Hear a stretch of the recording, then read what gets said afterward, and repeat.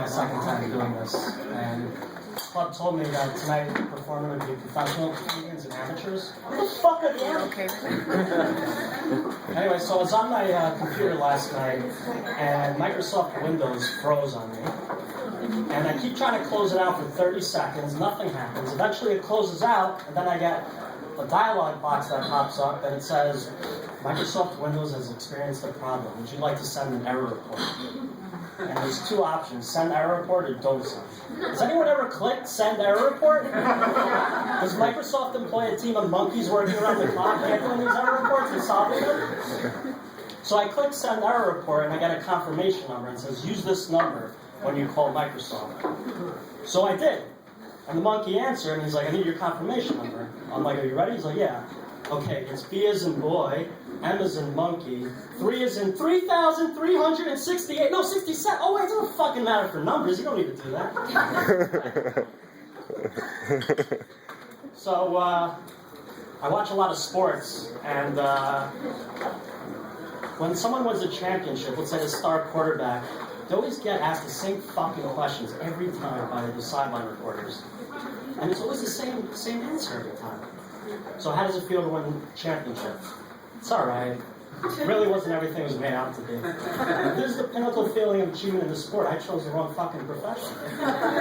How many sections are there again in the CPA exam? 4? Okay. And what do you have to say to your fans who supported you throughout the season? We didn't really need them. We would have won with or without them. I guess it was inevitable. They're just along for the ride.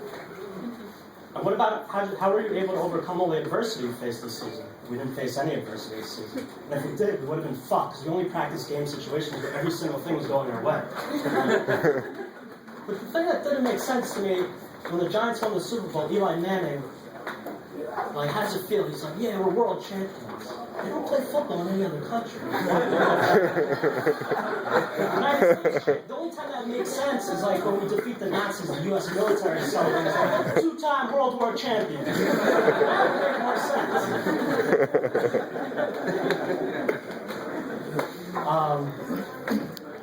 I wanted to move to another topic because everyone likes talking about death. So, I hear a lot on the news a lot of times when someone dies and a close relative has a big event coming up, they always get asked the question, well, your brother died, are you still going to go through the event? Yeah, he would have wanted me to. So I was watching the news, this guy's brother died right before his wedding, and they asked on the news, are you still going to get married? He's like, yeah, he would have wanted me to. No, he fucking wouldn't. He wanted you to grieve for him. Piece of shit of a sibling. Speaking of that, is it supposed to make it okay when you tell someone, when you're about to tell someone a close relative died, does it make it okay and they'll be okay with the news if you make sure they're sitting down first? And they'll be okay with it no matter what?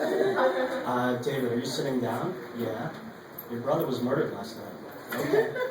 Are you alright? Yeah, I'm fine, I'm sitting down. If I was standing up, it would have been pretty tragic. What happens if you forget to warn them?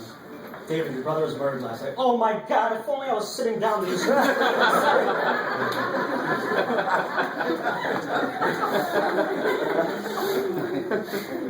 So, next, I wanted to touch upon the subway here. It's, I know it's crazy. One thing that makes no sense to me, first of all, everyone tries to rush onto the train before you can get off. It's like a game, you have to get out in time. And everyone rushes out, and they're speeding up to the stairs, but then when they get to the stairs, it looks like they're looking up at fucking Mount Everest. You want to like help them out and give them gloves, rope, oxygen masks. But for some of these people, it doesn't even matter. They're so fat. They take up 2 seats on the train. Excuse me, did you swipe your Metro card twice? No, I don't think so. So get the fuck up. Anyway, I went to the grocery store the other day and I was juggling like 10 bags. I hate when the cashiers, in one hand, one on top of the other, they give you the cash, dollar bills change, the receipt, and then the coins on top of that. Can you maybe separate that out for me? You know I'm just going to put the receipt in my wallet and throw out the cash. Something else that doesn't make sense to me is when shouldn't there be a numerical limit to how much effort you could put into something? Like people say, oh, 100%. Okay, that makes sense.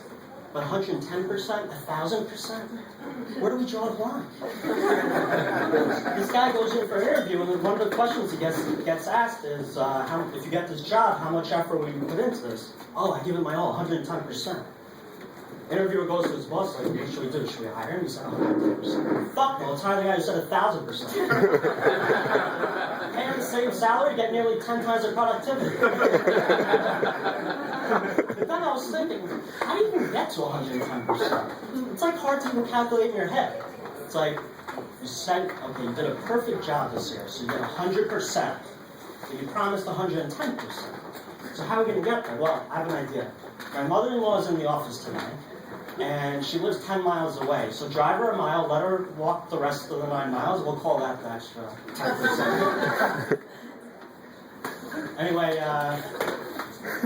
I go to a lot of stand-up comedy myself, and I noticed that a lot of the comedians, even, unfortunately, the really good ones, they don't have a good way of closing their act. All right, you guys have been mediocre. I gotta go.